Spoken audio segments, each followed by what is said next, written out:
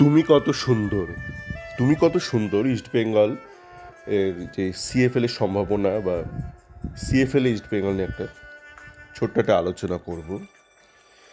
তো গতকাল তখন প্রায় সন্ধে বা একটু রাতের দিকেই তো আমায় এক পরিচিত এক ইস্ট বেঙ্গল ফ্যান আমার হোয়াটসঅ্যাপে একটা টুইট শেয়ার করলো।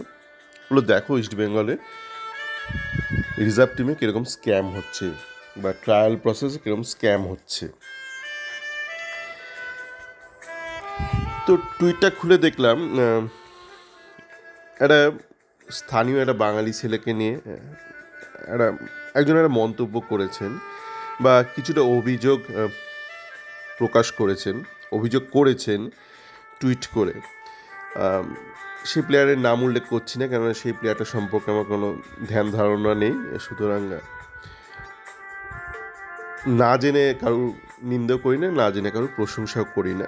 তো তার মূল অভিযোগ ছিল যে সেই প্লেয়ারটাকে ট্রায়ালে ডাকা হয় এবং তাকে যথার্থ পর্যবেক্ষণ করা হয়নি।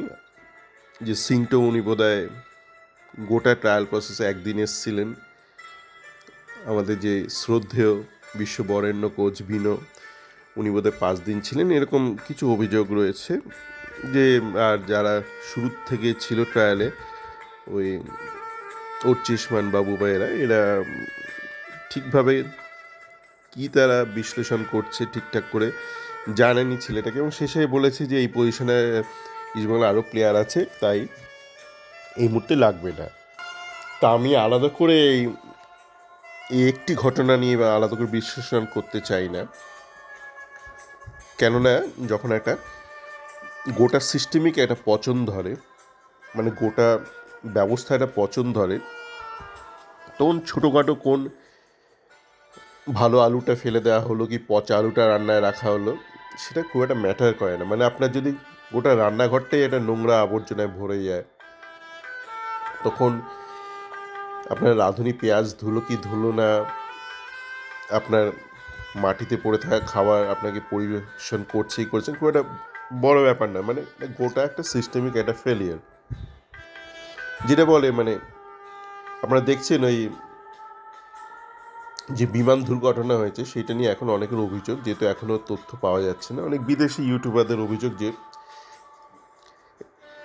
সুইস চিজ একটা ফেলিয়ার আছে। মানে যখন বিভিন্ন ধাপে ফেলিয়ার হতে থাকে, মানে বিভিন্ন চেক পয়েন্ট থাকে তো একটা, যাতে ফেলিয়ার না হয় বা ফেলিয়ারকে অ্যারেস্ট করা যায় বা ডিটেক্ট করা যায়, বিভিন্ন ধাপ থাকে একটা গোটা একটা সিস্টেমে।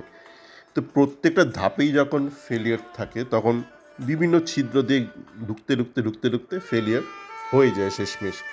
তো সেই জন্য বলছি, কোন একটা বিশেষ প্লেয়ারকে নেওয়া হলো কি হলো না, বা তার সাথে যথার্থ ন্যায় করা হলো না, সেই নিয়ে আলাদা করে আলোচনা করতে চাই না। তবে যেটা বলছিলাম যে তুমি কত সুন্দর, বহুদিন পূর্বে তখন বোধহয় দূরদর্শনে একটা ভালো একটা ছোট্ট একটা টেলিফিল্মের মতন বা একটা সিরিয়ালের মতন ওয়ান এপিসোড দেখেছিলাম, খুব সম্ভবত দূরদর্শনেই, বা তখনকার দিনে যেগুলো ছিল আলফা বাংলা, বা মনে পড়ছে না, খুব সম্ভবত দূরদর্শনেই ছিল। কোনো একটা ঘটনায় বোধহয় কোনো বিদেশি গল্পের অনুকরণে হয়েছিল, যে এক ব্যক্তিকে সবাই বলছে তুমি কত সুন্দর, তো তার উপর কি সাইকোলজিক্যাল ইম্প্যাক্ট পড়ে। তো এই ব্যাপারটা না আজকের দিনও আছে। আপনারা দেখবেন আমাদের যে বিশ্ববরেণ্য শ্রদ্ধেয় অতিমানবীয় কোচ রয়েছেন বিনো, উনি শুরু থেকে বুঝে গেছেন যে বাংলার আম পাবলিক একটুখানি ইমোশনাল। তো তার ইমোশনে একটুখানি চাট মশলা ছড়ানোর উপায় হচ্ছে এইটা বলা, বারংবার একটু বাদে বাদেই বলা, যে কলকাতা ফুটবল লিগ কিন্তু বিশ্বের অন্যতম কঠিন লিগ। শুনেই বাঙালি একদম গদগদ হয়ে যায়। তারপর আপনি যা কিছু খাইয়ে দিন বাঙালিকে, কিন্তু একটু বাদে বাদে বলতে হবে কলকাতা ফুটবল লিগ কিন্তু খুব সুন্দর, মানে কলকাতা ফুটবল লিগ খুব টাফ, আর বাঙালি আর যায় কোথায়। ও বাবা, একজন অবাঙালি বলেছে এত প্রশংসা, আর তুমি এবার যা ইচ্ছা করো, তুমি আমার পারলে আমার প্যান্ট আন্ডারওয়্যার সব খুলে নিয়ে চলে যাই, এই যে বলেছো না তুমি আমি এত সুন্দর, এই আমার কলকাতা ফুটবল লিগ এত কঠিন, এত কঠিন। তুমি এবার এই কঠিনের মধ্যে না তোমার যা মন চায় প্রাণ চায় সব গুজে দাও। আমি না কিচ্ছু বলবো না তোমায়, এত আমি মুগ্ধ হয়ে গেছি, মোহিত হয়ে গেছি। এই যে বলেছো না একবার তুমি, তুমি কত সুন্দর। তো দেখুন, আমি দেখছিলাম আমাদের বিশ্ববরেণ্য কোচের একটা ইন্টারভিউ আজকে সকালে দেখছিলাম। আগামীকাল কলকাতা ফুটবল লিগ আবার শুরু করতে চলেছেন উনি বলছিলেন আমি ভীষণ সফল, কলকাতা ফুটবল লিগে আমি ভীষণ সফল, এই সাফল্য আমি ধরে রাখতে চাই।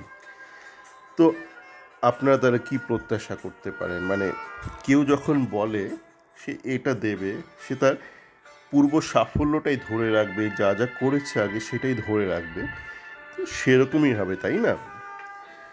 তো ওনার মূল লক্ষ্য কী ছিল আমরা গত 2 বছর ধরে দেখেছি, যেন তেন প্রকারণে আইএসএলে তুলে দাও, ওই ট্রাকে জাস্ট তুলে দাও, মানে পশ্চাতে একটু চাপ দাও, ট্রাকে তুলে দাও, দিয়ে ট্রাকের পেছনটা লাগিয়ে দাও, তারপর সে ট্রাকে ডান দিক বাঁ দিক দুলতে দুলতে যা করার করবে। তো উনি বললেন এরকম তুমি কত সুন্দর, কলকাতা ফুটবল লিগ ভীষণ কঠিন, আর আমি যা যা করছিলাম সেগুলোই করব। তো সেই জন্যই এই নিয়ে আর কি আলোচনা করব বলুন। যাকে কালকে রথযাত্রা, সকলে ভালো থাকবেন।